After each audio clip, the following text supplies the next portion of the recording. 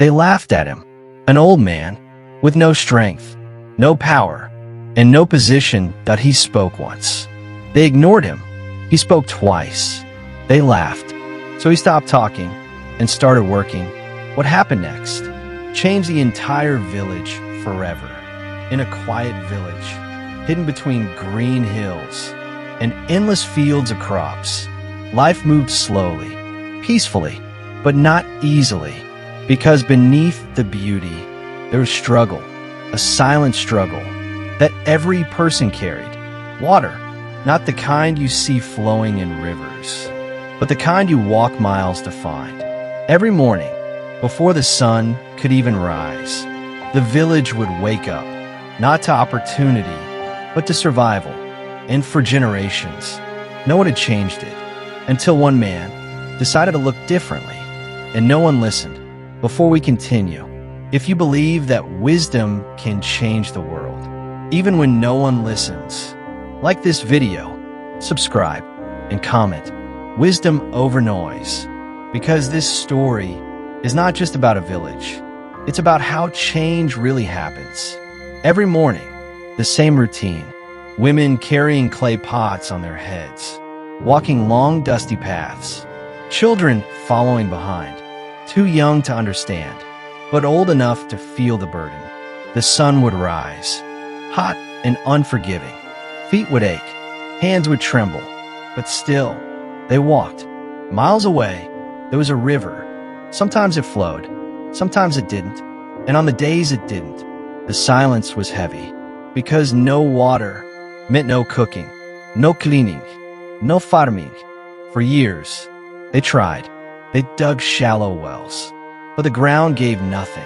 They built small trenches, but the water disappeared. They prayed, they hoped, and eventually, they accepted. This is how life is. And that sentence became their prison at the far edge of the village, where the land met the hills. There lived an old man. He was not strong, not fast, not loud.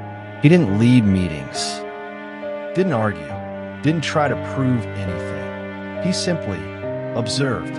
Every morning, while others rushed to the river, he walked slowly across the land, barefoot, feeling the soil, watching the wind, listening to things others ignored. He watched how water moved when it rained. He noticed how the ground changed color. He saw patterns that others were too busy to see. And one day, he understood something simple, but powerful. During a village meeting, he stood up. His voice was calm, slow, uncertain, but clear. "We are not lacking water," he said. The crowd looked confused. He continued, "We are losing it." Silence. Some laughed. Others whispered, "He's too old. He's confused." But he didn't stop. When it rains, the water flows to the lowland near the hills. If we guide it, we can keep it. This time, they didn't just laugh. They dismissed him. Too much work. Too risky. We've tried everything. And just like that, the meeting moved on, and the old man sat down, not angry, not defeated, just quiet. The next morning, before anyone woke up, the old man picked up a tool, a simple hoe, worn, heavy, old, and he walked to the lowland near the hills. And he started digging, slow, painful, almost impossible. But he didn't stop. Hour after hour, day after day, he returned. People saw him. Some laughed. Some pitied him. Some ignored him. But one person didn't. A young boy. He didn't fully understand, but he felt something. And one morning, he picked up a stick and joined him. 2 people became 3. 3 became 5. Not because they believed, but because effort is contagious. The old man didn't shout, didn't explain too much. He showed where to dig, where to guide, where to place stones. They used what they had: mud, wood, stone, primitive tools, simple methods, but a clear vision. The land slowly changed. Channels formed, the pit deepened, and something invisible began to grow. Belief. Then one evening, the sky darkened. Rain fell. At first, soft, then heavy. The village watched. Water flowed, just like the old man said, down the land, into the channels, into the reservoir.